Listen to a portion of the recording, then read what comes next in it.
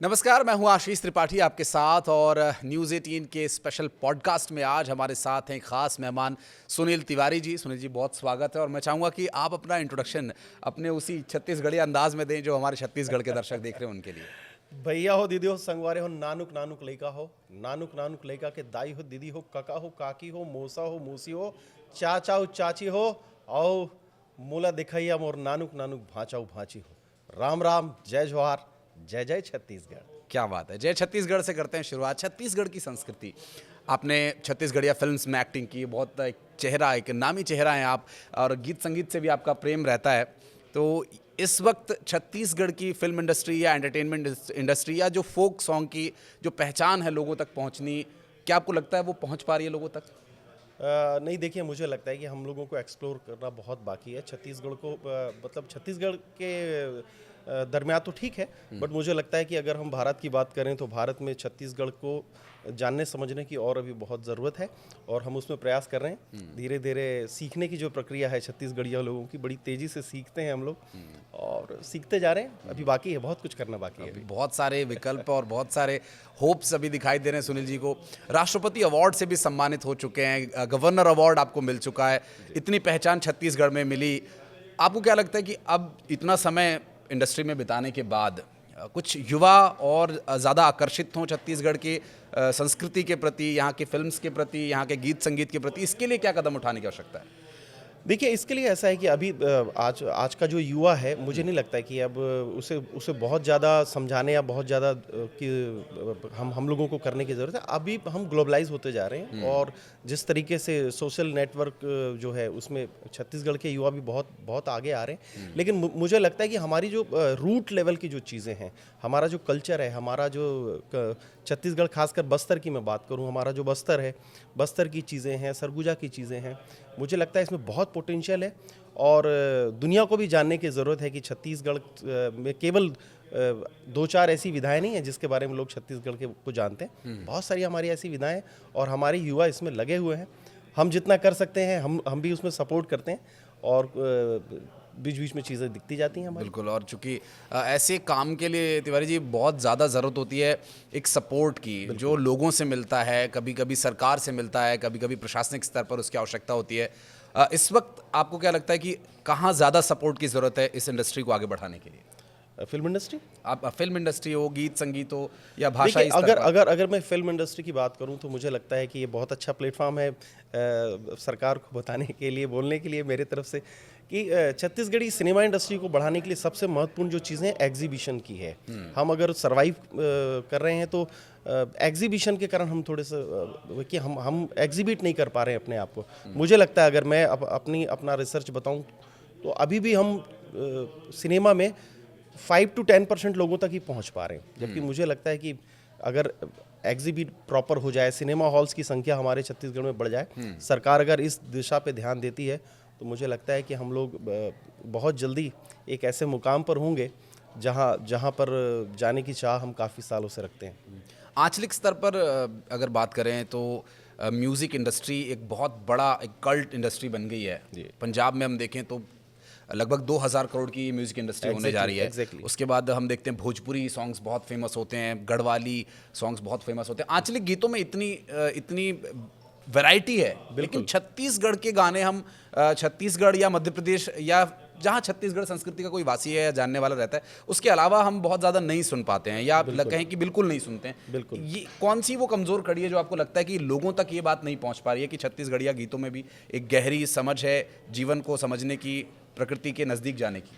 मुझे लगता है, देखिए, इसमें जहाँ तक भाषा की बात है, मुझे लगता है कि चूंकि हम लोग बोलते हैं इसलिए हमको इजी लगती है भाषा, लेकिन शायद मुझे कमज़ोर कड़ी जो आपने बताया कि शायद हमारी भाषा दीगर प्रांत के लोगों को समझने में, अंडरस्टैंड करने में मुझे लगता है थोड़ी सी प्रॉब्लम होती है।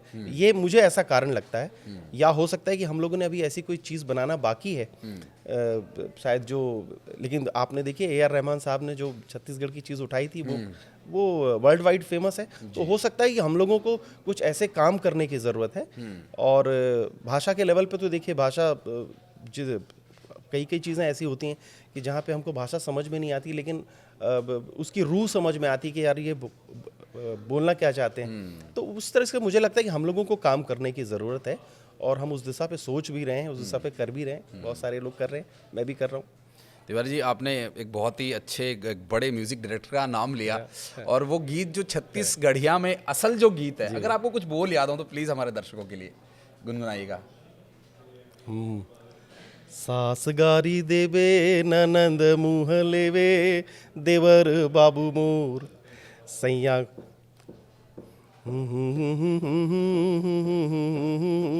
देवर बाबू मोर। मैं ये जो गीत है गुनगुना आपने ज़रूर सुना होगा, एक फिल्म आई थी डेली सिक्स डेली करके, सिक्स, डेली उस सिक्स, फिल्म में गाना है कि सास गारी देवे ननद समझा लेवे ससुराल गेंदा फूल। तो ससुराल गेंदा वो फूल का। एक्चुअली वो छत्तीसगढ़ का गीत है। छत्तीसगढ़ का गीत है, छत्तीसगढ़ का फोक सॉन्ग है।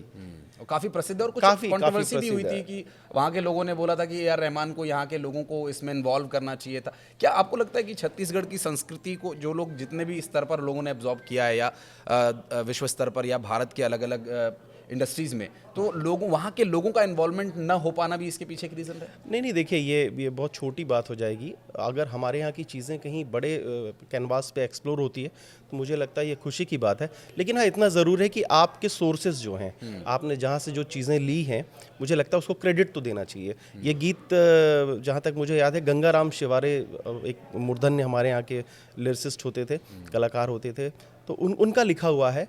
और क्या होता है कि देखिए, जो मुझे लगता है जो फोक की जो चीज़ें हैं, वो एक बहते पानी की तरह है। नदी जिस तरीके से बहती है और एक जगह पानी रुकता है नहीं, ऐसी चीज़ें धीरे धीरे आगे बढ़ती जाती हैं।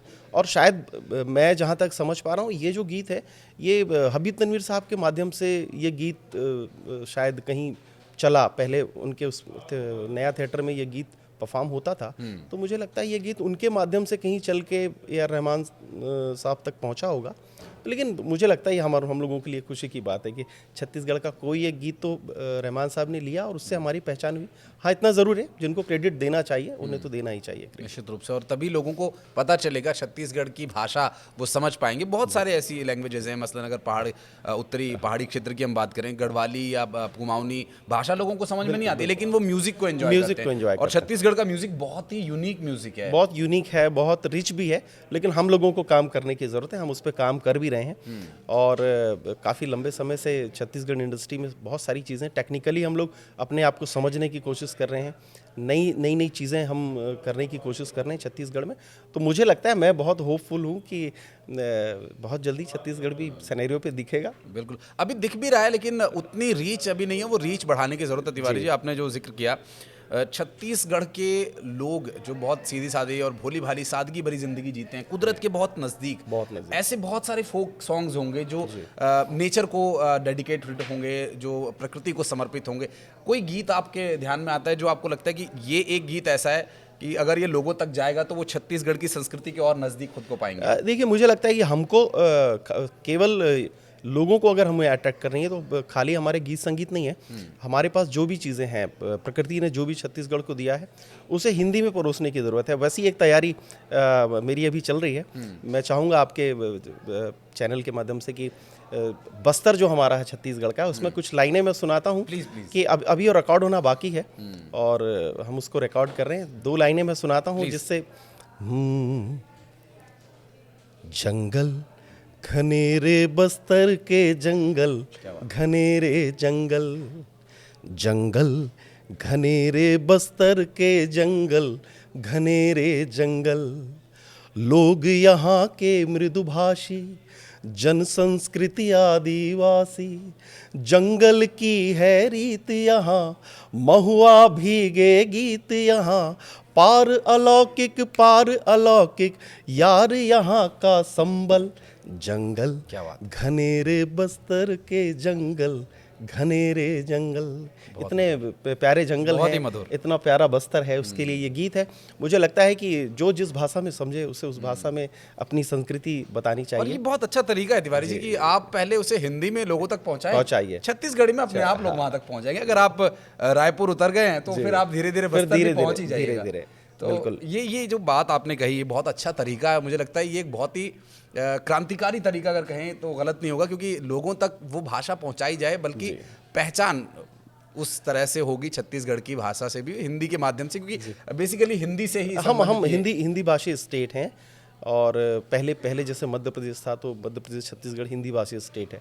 तो हम लोगों का जो बचपन बीता है, अगर हमने सिनेमा भी देखा तो हिंदी सिनेमा सबसे पहले देखा है। तो आज भी उसका जो इन्फ्लुएंस है, तो मुझे लगता है कि हमें उस तरीके के प्रयास करने की ज़रूरत है, और हम कोशिश भी कर रहे हैं। पर्सनली तो मैं कर ही रहा हूँ, और अपने लोगों से भी बोलूँगा कि अगर दूसरे स्टेट्स के लोग हमारी भाषा को समझने में या थोड़ी सी उनको दिक्कतें आ रही है, तो हम कुछ चीज़ें हम हिंदी में करके अपनी चीज़ें उनको बता सकते हैं। आपने बस्तर का जिक्र किया तो मुझे नक्सलवाद की एक समस्या, जो बहुत बड़ी समस्या छत्तीसगढ़ के लिए, और अब लगभग समापन की ओर है, इसका अब ये इतिहास बनकर रह जाएगा, और इस बात की सभी लोगों को खुशी भी है, और बहुत सारा काम इसके लिए हो रहा है। लगभग 1 साल का समय केंद्र की सरकार ने लिया कि छत्तीसगढ़ को नक्सलवाद से मुक्त कर देंगे। कितनी बड़ी चुनौती ये रहा इंडस्ट्री की रीच बढ़ाने में, या छत्तीसगढ़िया लैंग्वेज को लोगों तक पहुंचाने में। एक अपनी ही चुनौती से हम जूझ रहे हैं छत्तीसगढ़ में, जिसकी वजह से शायद हम आगे नहीं बढ़ पा रहे।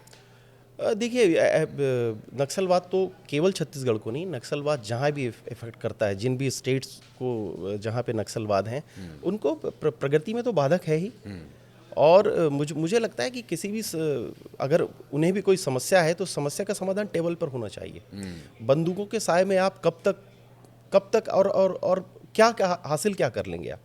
छत्तीसगढ़ इतना खूबसूरत छत्तीसगढ़ है। आज मैं और आप इस पॉडकास्ट पर बैठे हुए हैं, और मैंने आप पहले भी कहा कि बहुत सारी चीज़ें एक्सप्लोर होना बाकी है। खाली बस्तर की मैं बात कर रहा हूँ, छत्तीसगढ़ में खाली बस्तर जो है, मुझे लगता है कि जब आप डेंस बस्तर के अंदर जाएंगे और वहाँ की चीज़ें जब आप महसूस करेंगे, वहाँ रहेंगे, तो आपको लगेगा स्वर्ग है ये, प्रकृति के सबसे नज़दीक जगह है। लेकिन नक्सलवाद की वजह से सिर्फ बस्तर में लोग इसलिए नहीं जाना चाहते, या बस्तर इसलिए एक्सप्लोर नहीं हो पा रहा है कि वहाँ पे नक्सलाइट है। तो मुझे लगता है कि छत्तीसगढ़ केवल छत्तीसगढ़ की प्रगति में नहीं, एक क्या बोलना चाहिए, इंसानी प्रगति के लिए भी एक बहुत बड़ा बाधक है। स्टेट तो देर सवेर, आज नहीं तो कल आप एक्सप्लोर कर जाएंगे, लेकिन वो उस जनरेशन का क्या है जिसने इस पीड़ा को झेला है, जो बच्चे जिन्होंने अपने माँ बाप को खोया है, जो हमारी फोर्सेस हैं, जो फोर्सेस के लोगों ने अपनी जान गंवा दी, वो तो वापस नहीं आ सकते ना। आज नहीं तो कल, कुछ सालों बाद छत्तीसगढ़ को भी, बस्तर को भी लोग जान जाएंगे। लेकिन उन आत्माओं के बारे में आप सोचिए जिनका कोई कसूर नहीं। और आज के समय में, और क्योंकि आप काफ़ी समय से सोशली कनेक्ट रहे हैं लोगों से, सार्वजनिक जीवन आपका काफ़ी लंबा रहा है, अनुभव भी मुझे लगता है कि उतना ही गहरा होगा। बीते 10 सालों में जो हमने छत्तीसगढ़ में नक्सलवाद के खिलाफ कार्रवाइयाँ देखी हैं, चाहे उन्हें मुख्य धारा में लाने के लिए सरेंडर करवाना हो, या फिर जो बिल्कुल ही जिद पर अड़े में उन्हें न्यूट्रलाइज करना हो, बीते 10 सालों में जो काम हुआ है, अभी 10 साल और पहले जो छत्तीसगढ़ की एक पहचान ही बन गई थी नक्सलवाद, कितना फ़र्क देखते हैं आप? बहुत फ़र्क है। मैं आपको बताऊं, अभी 4 दिन पहले की बात है। अमित शाह जी छत्तीसगढ़ में थे, दंतेवाड़ा में थे, और मैं वहाँ था, स्टेज पे था। बस्तर पंडूम जो है, दक्षिण बस्तर में बहुत समापन कार्यक्रम था, और वहाँ पे हमने वर्ल्ड रिकॉर्ड भी बनाया। इतने भारी संख्या में, करीब 25,000 से ज़्यादा पार्टिसिपेंट्स वहाँ पर थे बस्तर पंडूम में। जनपद से लेके ज़िला और ज़िले से संभाग स्तर की सारी जो करीब 1 महीने की कवायद थी पूरी है, और उसका समापन होम मिनिस्टर साहब ने किया। और मुझे लगता है छत्तीसगढ़ में ही नहीं, दक्षिण बस्तर के लिए खासकर ये महत्वपूर्ण था कि मेरे जहन में जब से मैंने होश संभाला है, तब से दक्षिण बस्तर में इस तरीके का कोई भी कार्यक्रम देखने को नहीं मिला। वहाँ लोग जाने में डरते थे, जहाँ लोग, अगर आप अपनी गाड़ी में जा रहे हैं तो लोगों को लगता था यार कहीं से गोली, सनसनाती हुई गोली सर पे ना पड़ जाए, या गाड़ी के टायर पर ना पड़ जाए। इस तरीके की जो दहशत थी, वहाँ पर सरकार ने अगर इतना बड़ा कदम उठाया है, और बिना किसी बाधा के, बिना किसी उसके, दक्षिण बस्तर में इतना बड़ा जो बस्तर पंडूम हुआ है, और अलौकिक है कहना चाहिए। बस्तर की जो चीज़ें थी, मैं खुद छत्तीसगढ़ से हूँ, लेकिन मुझे लगता है कि बस्तर को अभी मैंने भी बहुत अच्छे से नहीं जाना है। तो इतना ब्रॉड है बस्तर, और काफ़ी कुछ एक्सप्लोर करने के लिए है। और देखिए, एक्सप्लोरिंग का सबसे जो सरल माध्यम है वो मीडिया है, चाहे वो फिल्म के माध्यम से हो, या ये ओवरऑल इलेक्ट्रॉनिक मीडिया की हम बात कर रहे हैं। और आज इलेक्ट्रॉनिक मीडिया में छत्तीसगढ़ को, चाहे पॉडकास्ट के माध्यम से, या कोई प्लेज के माध्यम से, या किसी छोटी कोई शॉर्ट फिल्म के माध्यम से, या आप जैसे फिल्मों में आपने काम किया उन फिल्म्स के माध्यम से, ये डिजिटल ट्रांसफॉर्मेशन या जो बदलाव आज हम टेक्नोलॉजी में देखते हैं, ये कितना सहयोगी है, और कहाँ आपको लगता है कि इसमें कुछ और बदलाव की ज़रूरत है? मुझे लगता है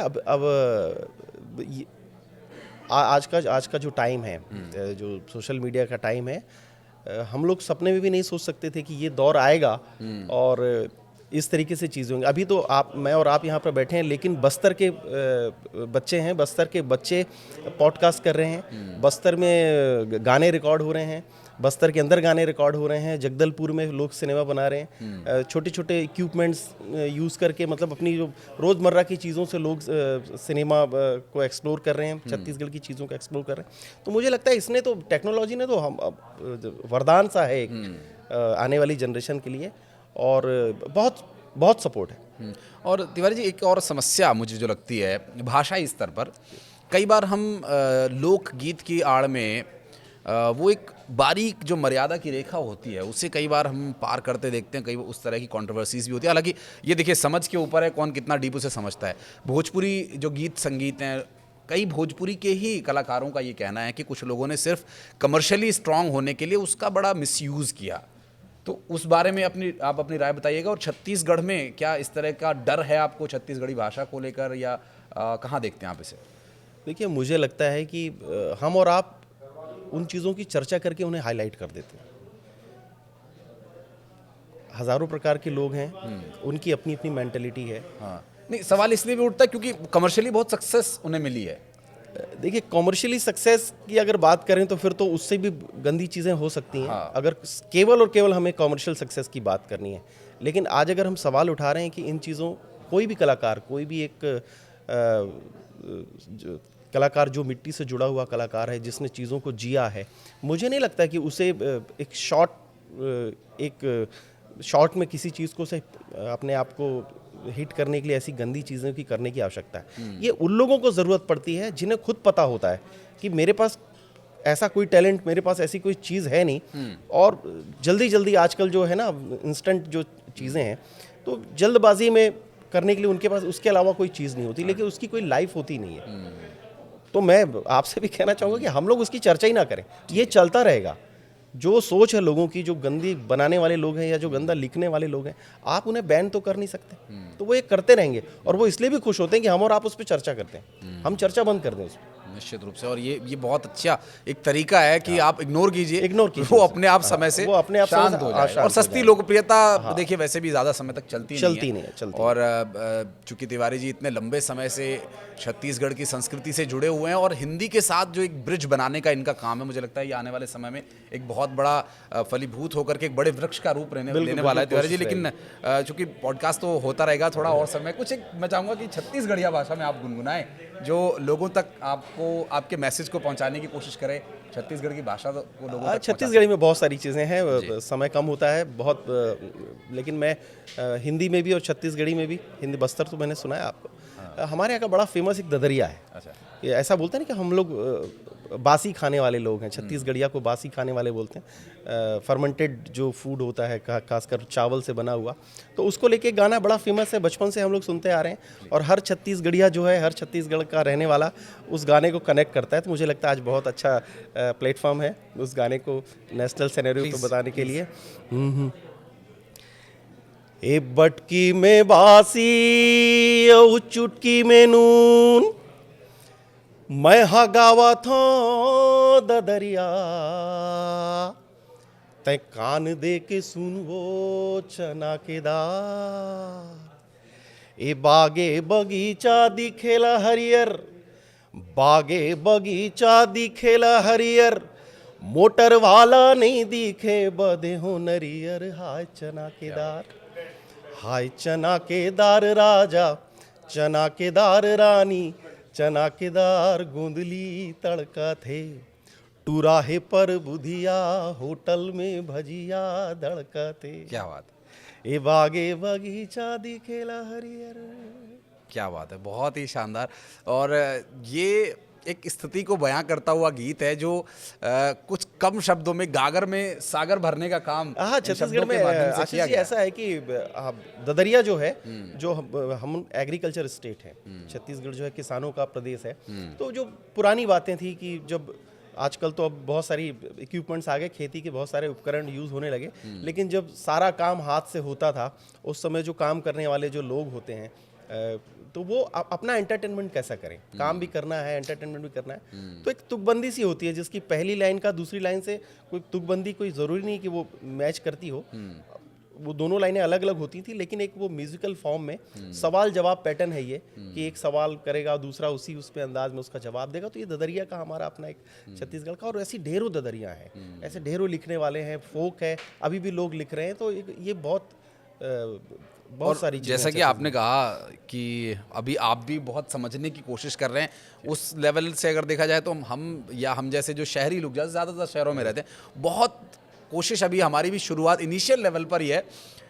लेकिन जितना मैं जानता हूँ छत्तीसगढ़ी संस्कृति के बारे में, जन्म से लेकर के मरण तक के एक से एक मधुर गीत, जिन्हें मतलब एक तरह से कह सकते हैं कि पूरा खजाना अभी अनटच्ड है, अभी तक किसी ने हाथ भी नहीं लगाया और उसे एक्सप्लोर करना है।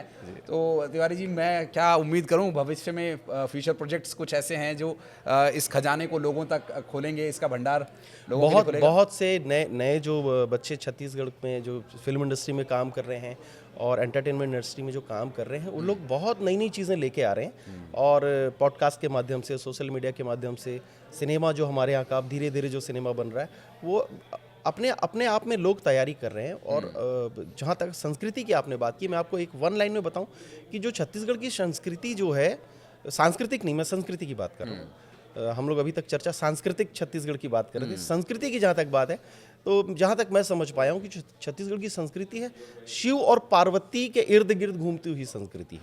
हमारे सारे जो कस्टम्स हैं, हमारी जो रीति है, हमारे जो रिवाज हैं छत्तीसगढ़ के, वो सब कुछ शिव और पार्वती के इर्द गिर्द घूमता हुआ है। चाहे शिव की शादी की बात कर लें या शिव जी के विरह की बात कर लें, पार्वती जी के विरह की बात करें, तो सब कुछ जो है हमारे गीत संगीत में भी, हमारे सांस्कृतिक परिवेश में भी शिव और पार्वती की जो चीज़ें हैं वो ज़्यादा हैं। तो हमारी जो संस्कृति है वो शिव की संस्कृति है। इसलिए आप बस्तर में भी देखेंगे, अब अलग अलग देवता ज़रूर होते हैं, लेकिन जो स्वरूप जो है वो शिव के स्वरूप की हर जगह पूजा होती है छत्तीसगढ़ में। हर त्यौहार में शिव और पार्वती जी हमारे उसमें होते हैं। तो संस्कृति तो शिव से है, और जहाँ भोले भंडारी हैं, जहाँ भोलेनाथ हैं, तो मुझे लगता है जहाँ पर भोलेनाथ जैसा आशीर्वाद है, भोलेनाथ का आशीर्वाद है, तो छत्तीसगढ़ को आगे जाने में कहीं कोई बाधा मुझे दिखती नहीं है। जो थोड़ी थोड़ी बाधा है, सरकार, अभी की जो सरकार है बड़ी मजबूत सरकार है, मोदी जी हैं, शाह जी हैं, तो उन लोगों ने जो छत्तीसगढ़ को एक्सप्लोर करने की जो तैयारी की हुई है, देखने में तो बड़ा अच्छा है। हमारे यहाँ साय साहब की सरकार है, बहुत ही कूल, बहुत ही सदी हुई सरकार जो छत्तीसगढ़ में अभी चल रही। तो हम कलाकारों को बड़ी उम्मीद है, सरकार से बड़ी उम्मीद है कि ऐसी सरकार है, डबल इंजन की सरकार है, अब तो ट्रिपल इंजन की सरकार बोलते हैं जी। और आपने उसका जिक्र किया राज्य और केंद्र सरकार की योजनाओं का, और फिल्म इंडस्ट्री के लिए बहुत ज़रूरी है फिल्म योजना अच्छी हो, सटीक हो। जैसा हमने देखा मध्य प्रदेश में अभी नई फिल्म पॉलिसी आई है, ज़्यादा से ज़्यादा बाहर के मतलब कि मुंबई में जो बेस्ड फिल्म इंडस्ट्री है उसे आप मध्य प्रदेश में, क्योंकि बहुत सारी फिल्म्स वहाँ शूट भी होती हैं, छत्तीसगढ़ में भी होती हैं, बट उतना नहीं। छत्तीसगढ़ गवर्नमेंट ने छत्तीसगढ़ फिल्म नीति बनाई है, और मुझे लगता है कि आपके माध्यम से बोलूं कि मैं सरकार को थोड़ी सी तेज़ी लानी पड़ेगी इसमें। जो नीति बनी है इम्प्लीमेंटेशन के लिए थोड़ी सी तेज़ी लानी पड़ेगी। नीति तो बन गई है, कुछ चीज़ें उसमें अमेंड भी होते रहती हैं, होने की आवश्यकता है, लेकिन उसको तेज़ करना पड़ेगा। सरकार, मुझे लग रहा है थोड़ा सा ध्यान सरकार को देना चाहिए हम फिल्म वालों पे और कलाकारों पे। जितनी जल्दी ये फिल्म नीति इम्प्लीमेंट होगी, मुझे लगता है कि जो दीगर स्टेट के जो लोग हैं और भारत के दूसरे राज्यों के जो लोग हैं, वो छत्तीसगढ़ में आना शुरू कर देंगे। और आपने अभी भगवान भोलेनाथ का जिक्र किया, और छत्तीसगढ़ के हर एक वासी में उनके ये गुण दिखते हैं कि रहना है बहुत सादगी से, लेकिन जीवन को उतनी ही गहराई से समझना है, प्रकृति के साथ उतनी ही गहराई से तारतम्यता बनी रहे। बिल्कुल। भगवान भोलेनाथ के आप भी भक्त हैं, अगर कुछ आप भगवान भोलेनाथ की का स्मरण करते हुए कुछ गुनगुनाना चाहे छत्तीसगढ़िया में हो, चाहे हिंदी में हो, किसी भी मेरा एक हिंदी है, मेरे गुरुदेव हैं मनोज पोद्दार जी, उनका बनाया हुआ गीत था, अभी कुछ समय बाद वो आने वाला है, तो वो मैं आपको सुनाता हूँ प्लीज। सारी दुनिया का तू रखवाला, क्या बात, निराला भोलानाथ जोगिया, तू ही सबसे बड़ा देने वाला, निराला भोलानाथ जोगिया, सारी दुनिया का तू रखवाला, निराला भोलानाथ जोगिया, तू ही सबसे बड़ा देने वाला निराला, भोलानाथ जोगिया। शीश जटाओं में बहे गंगधारा, चंदा उस पे मुकुट सवारा, पहनी है अजब बाग छाला, आहा, पहनी है अजब बाग छाला निराला, भोलानाथ जोगिया। तू ही सबसे बड़ा देने वाला निराला, भोलानाथ जोगिया, क्या भोलानाथ जोगिया। वो जो आपका एक, मैं कह सकता हूँ कि जो छत्तीसगढ़ी संस्कृति के बारे में बहुत ज़्यादा नहीं जानते हैं, इस लैंग्वेज के बारे में नहीं जानते, हिंदी में भी वो आपका जो वो मिठास है ना छत्तीसगढ़िया की, वो बहुत साफ झलकती है और ये लोगों तक पहुँचे। और मैं चाहता हूँ कि ये जो आने वाले भविष्य में आपके सभी प्रोजेक्ट्स हैं ऐसे सक्सीड हो, और जो आप एक क्रांतिकारी सोच के साथ काम कर रहे हैं, ये अलग जो आपने जगाई है, मुझे लगता है ये ऐसे आगे तक जलती रहे। लेकिन कुछ थोड़े निजी सवाल मैं आपसे करना चाहूँगा। परिवार के बारे में आप बताइए, कैसे आपकी शुरुआत हुई? प्रेसिडेंट अवार्ड, फिर गवर्नर अवार्ड, और पिताजी जो लगातार देश की प्रदेश की सोच के साथ आगे बढ़े, सेवा की उन्होंने, बहुत लंबा समय दिया। वो भी एक सामाजिक जीवन मुझे लगता है लोगों का होता है, चाहे वो भले ही सेना में हो, पुलिस में, वो भी एक सामाजिक जीवन है। बिल्कुल बिल्कुल। मेरे पापा आर्मी में थे, और हम लोगों के लिए गर्व की बात है कि पापा ने तीनों युद्ध लड़े हैं। तीनों युद्ध? 62, 65 और 71। अच्छा, तीनों युद्ध पापा ने लड़े हैं। पापा आर्मी से रिटायर हुए, मेडिकल ग्राउंड पे पापा रिटायर हुए थे। तो बचपन से डिसिप्लिन जो था, घर का जो डिसिप्लिन था, वो तो पापा के आर्मी वाला डिसिप्लिन था। हाँ। मेरे दादाजी फ्रीडम फाइटर थे। तो एक घर में जो माहौल है, नाम भी लेते चलिए जी, पंडित राम अवतार तिवारी जी मेरे दादाजी जी, और पंडित लक्ष्मी प्रसाद तिवारी मेरे पापा जी। पापा जी और दादाजी तो रहे नहीं। मम्मी है मेरी श्रीमती शकुंतला तिवारी, मम्मी है। मम्मी टीचर होकर रिटायर हुई। और ये जो गाना है, ये जो छत्तीसगढ़ की जो बात है, वो मैंने मम्मी से लिया हुआ है। और मम्मी के कारण ही माँ, चूँकि बचपन से माँ को गाते सुनते थे, जो बोलते हैं ना, हम छोटे से गांव से हूँ छत्तीसगढ़ में। हमारा गांव है राजनांदगांव ज़िले पे, डोंगर गांव, वहाँ का मैं रहने वाला हूँ। तो हम डोंगर गांव से ही बचपन से मम्मी को सुन सुन के धीरे धीरे मम्मी के गाने चुरा के हम अपने फ्रेंड सर्कल में गाने लगे, और धीरे धीरे लोगों को पता चला कि यार हम भी गाते हैं। तो ये सब मेरी माँ का आशीर्वाद है। मेरी फैमिली में मेरी वाइफ हैं, सपना तिवारी मेरी वाइफ हैं। 2 बच्चे हैं मेरे। बड़ी बेटी है अंबाली तिवारी, बेटा है अभयंकर तिवारी, और अभी बहुत छोटे हैं, 6 साल के हैं, 9 साल के हैं। परिवार में और भी कोई जो इस तरह की सोच रखता है गीत संगीत की, जो सार्वजनिक रूप से? माता जी जो, जैसे आपने बताया कि वो गाती थी हैं और उनसे ही आपने सीखा, पहली गुरु वैसे भी माँ ही होती है। माँ होती हैं। तो परिवार में तो वैसे तो माँ के अलावा मेरी बहनें भी गाती हैं अपने अपने उसमें, लेकिन कॉमर्शियली मेरे अलावा तो मेरे परिवार में कोई भी नहीं है। लेकिन परिवार का पूरा सपोर्ट है। बिना परिवार के सपोर्ट के मैं आज इस तरीके से आपके सामने बैठ के हम बात कर रहे हैं, तो परिवार का पूरा सपोर्ट है।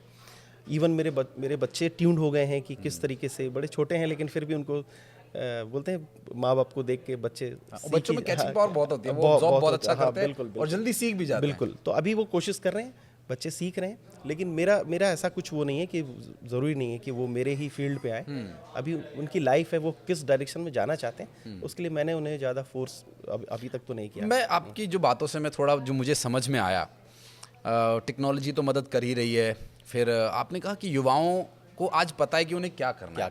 बट जब मैं एक स्टेज में था कि मुझे क्या करना है जीवन में, किस ओर बढ़ा जाए, क्योंकि जीवन बहुत लंबा है। ऐसा नहीं है कि आपको एक सर्टेन एज तक किसी जगह पहुंचना है तभी आपके हाथ में सक्सेस है। आप उस प्रोसेस में, तो मुझे लगता है कि सक्सेस देर सवेर वो मिल ही जाएगी, बट वो रास्ता मिलना बहुत मुश्किल होता है। और जब आपने शुरू किया तब तो बहुत मुश्किल था। वो सफ़र कैसा रहा और आप कैसे उस अनुभव को आज के युवाओं के साथ साझा करेंगे जिससे कि उन्हें मदद मिले? देखिए, कुछ चीज़ें तो क्या, डेस्टिनी जो है आपको एक तो ये मानना पड़ेगा कि डेस्टिनी आपको अपनी ओर ले ही लेती है, लेकिन उसके भरोसे बैठा तो नहीं जा सकता। मैं फ्लाइंग क्लब में था, basically I am a pilot. मैंने पायलट की ट्रेनिंग ली मध्य प्रदेश फ्लाइंग क्लब से, और हम उस समय मध्य प्रदेश में ही हुआ करते थे। जब मैंने पायलट की ट्रेनिंग ली, मेरा लाइसेंस हुआ, बिल्कुल मेरा लाइसेंस हुआ, और 2000 में मेरा लाइसेंस हुआ, और उसी समय हम छत्तीसगढ़ सेपरेट हो गए। तो एविएशन का जो सैचुरेशन था पूरे भारत में था उस समय, तो छत्तीसगढ़ चूँकि नया स्टेट था तो हमारे यहाँ एविएशन की कोई पॉलिसी नहीं थी। हम लाइसेंसी पायलट थे, लाइसेंस लेके हम बैठे हुए थे और कुछ भी नहीं था हमारे हाथ में। इवन हमारे यहाँ पॉलिसी भी नहीं थी छत्तीसगढ़ में, और मैं डोमिसाइल छत्तीसगढ़ का। तो कहना चाहिए एक वैक्यूम सा क्रिएट हो चुका था हमारी लाइफ में उस समय कि अब आगे क्या। चूँकि मध्य प्रदेश में था, मध्य प्रदेश में तो पॉलिसी थी, एविएशन की पॉलिसी थी, स्कॉलरशिप थी वहाँ पे, आगे के लिए इंटर्नशिप थी वहाँ पे। लेकिन छत्तीसगढ़ में अभी तक मुझे लगता है, मेरी जानकारी में एविएशन की कोई पॉलिसी छत्तीसगढ़ में अभी तक भी नहीं बनी है। उसी दौर में छत्तीसगढ़ी सिनेमा आता है और छत्तीसगढ़ी सिनेमा में हमारी एंट्री होती है। पहले भी हम संगीत में तो थे ही, कसट्स वगैरह मेरे छत्तीसगढ़ बनने के पहले से आते थे।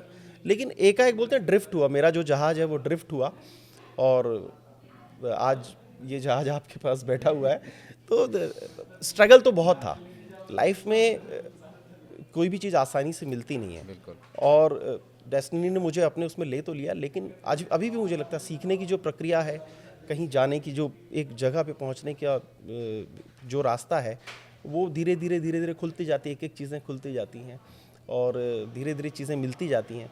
जब आप जैसे लोग मिलते हैं, आप जैसा प्लेटफॉर्म मिलता है, तो लगता है कि यार छत्तीसगढ़ को मेरे माध्यम से ही नहीं, और भी दूसरे जो कलाकार हैं हमारे छत्तीसगढ़ के, उनको भी बहुत सारी चीज़ें अब भारत में छत्तीसगढ़ को दिखाने के लिए करते रहना चाहिए। स्ट्रगल तो सबका लाइफ में होता है, और चीज़ें अगर आप लगे रहो, बोलते हैं ना, लगातार पत्थर पे चोट करने से वो एक शेप तो ले ही लेता है एक समय के बाद, तो वो करते रहना। रसरी आवाज जाते सिल पर परत सिल पर होत तो निशान। मुझे अब जहाज ये बैठा नहीं है, मुझे लगता है ये हॉवर कर रहा है, बहुत अच्छे से हॉवर कर रहा है। और ये काम ऐसा है कि अगर हॉवर कर रहा है तो ये कहीं ना कहीं डेस्टिनेशन पर पहुंचेगा। तिवारी जी, आपके अभी जो बीते कुछ प्रोजेक्ट्स हैं या आने वाले समय में क्या आप काम करने वाले हैं, उसके बारे में भी कुछ बताइए। फिल्म्स हैं, म्यूजिक एल्बम? मेरी एक फिल्म है, अभी रजिस्टर्ड हुई है फिल्म, हम करने वाले हैं फिल्म का नाम है रायपुर जंक्शन। हम एक फिल्म कर रहे हैं वो, और प्रोजेक्ट पाइपलाइन में बहुत सारे प्रोजेक्ट्स हैं मेरे, लेकिन जो अभी हाल फिलहाल शूट होने वाली है वो रायपुर जंक्शन है मेरी फिल्म। और इसके जो राइटर हैं वो नवाब आरजू साहब हैं, जिन्होंने बाजीगर लिखा था, बाजीगर, शाहरुख खान की फिल्म, उसका गीत लिखा था उन्होंने, नवाब आरजू साहब ने। तो वो टाइटल सॉन्ग जो है, टाइटल सॉन्ग जो वो नवाब आरजू साहब का था। तो उनकी एक स्टोरी है, हम जल्दी उसको लेके आने वाले हैं।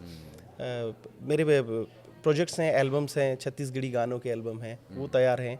हमारे यहाँ जो चीज़ें डे बाय डे, जैसे अभी हमारी नवरात्रि गई, तो माइथोलॉजिकल दुर्गा जी के हम कैसेट निकालते हैं।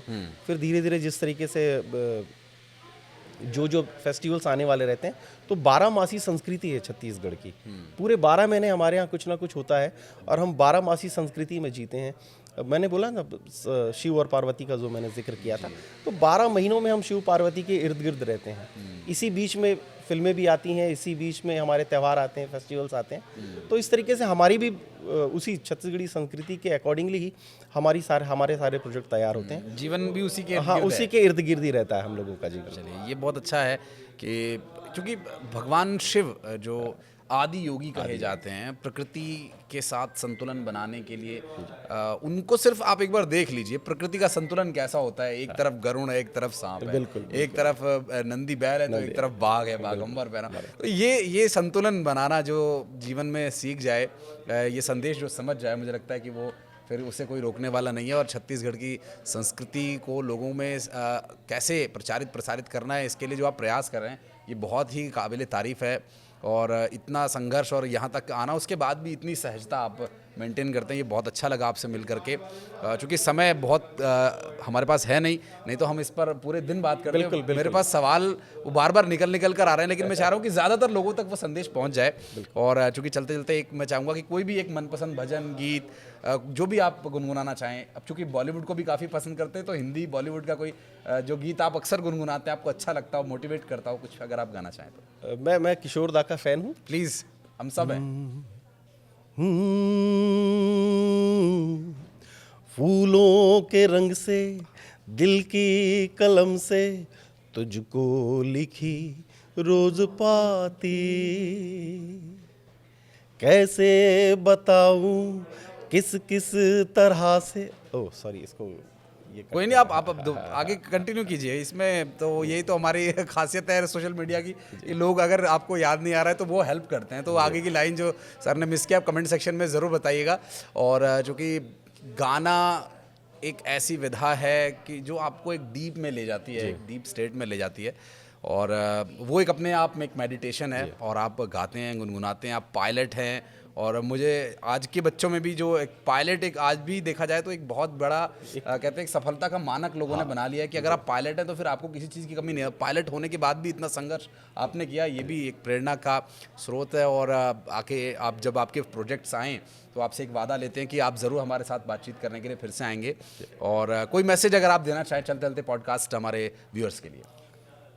मैं ये कहना चाहूँगा कि जीवन में तकलीफ़ें आती हैं और तकलीफ़ों का आना हम लोगों के लिए शुभ संकेत है। जो बच्चे छत्तीसगढ़ में कहीं भी जो भी मुझे देख रहे हैं, मैं आप लोगों से ये कहना चाहूँगा कि जिन्हें बड़ी आसानी से चीज़ें मिल जाती हैं वो उसे एंजॉय भी नहीं कर पाते।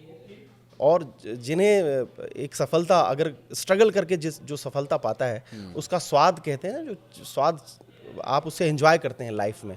और जब आप आगे निकल जाते हैं तो आपको अपने सारी जो बाधाएं हैं वो आपको जीवन में याद आती हैं कि आपने उन बाधाओं को पार कैसे किया था। और जब आप उन चीज़ों को याद करते हैं तो आने वाले समय की जो बाधाएं हैं उसके लिए आप अपने आप को प्रिपेयर करते हैं। तो मुझे लगता है कि आप बिल्कुल बाधाओं से डरे ना। और पूरी दुनिया अब हमारी मुट्ठी पे है, ग्लोबलाइज हो चुके हैं हम लोग। एक हाथ में मोबाइल है और उस मोबाइल पे पूरी दुनिया हम देख रहे हैं, पूरी दुनिया से हम अपडेट हो रहे हैं। तो मुझे लगता है ये बहुत अच्छा दौर है नए बच्चों के लिए, नई जनरेशन्स के लिए बहुत अच्छा दौर है।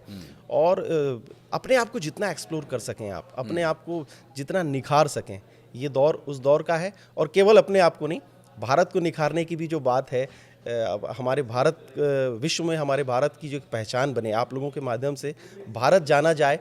और भारत की जितनी भी चीज़ें, केवल कला की बात नहीं कर रहा हूँ, हमारे भारत में जो भी लोग हैं, बच्चे जो जिस भी क्षेत्र में काम करते हैं, जिस भी विधा पे वो एक अपनी एक्सपर्टीज़ रखते हैं, तो मुझे लगता है कि उन लोगों को अब बिल्कुल राष्ट्र के बारे में सोचते हुए और आगे बढ़ते रहना चाहिए। ऑब्स्टेकल से बिल्कुल नहीं घबराना। Nation first. और जो आपने संदेश दिया कि लड़खड़ाते ही हैं सवार मैदान में, और वो इन बिटवीन, और फिर वो तिफल क्या जो घुटनों के बल चले, वो बहुत ही सही तरीके से इसमें चरितार्थ हो रही है। बहुत बहुत शुक्रिया अगर आप इस वीडियो के अंत तक आए हैं। और सुनील तिवारी जी के गीत और इनके जो प्रयास हैं अगर आप इन्हें पसंद कर रहे हैं तो कमेंट सेक्शन में शुभकामनाएं भी आप दे सकते हैं। वीडियो लाइक करें। और अगर आपने चैनल अब तक सब्सक्राइब नहीं किया है तो प्लीज़ कर लीजिए, ताकि अगर भविष्य में जब भी हम तिवारी जी से बातचीत करें तो उसके नोटिफिकेशन आप तक पहुंचते रहे। आप आए, हमारे साथ बातचीत की, बहुत बहुत धन्यवाद आपका। बहुत बहुत थैंक यू आशीष। चलिए, बहुत बहुत धन्यवाद।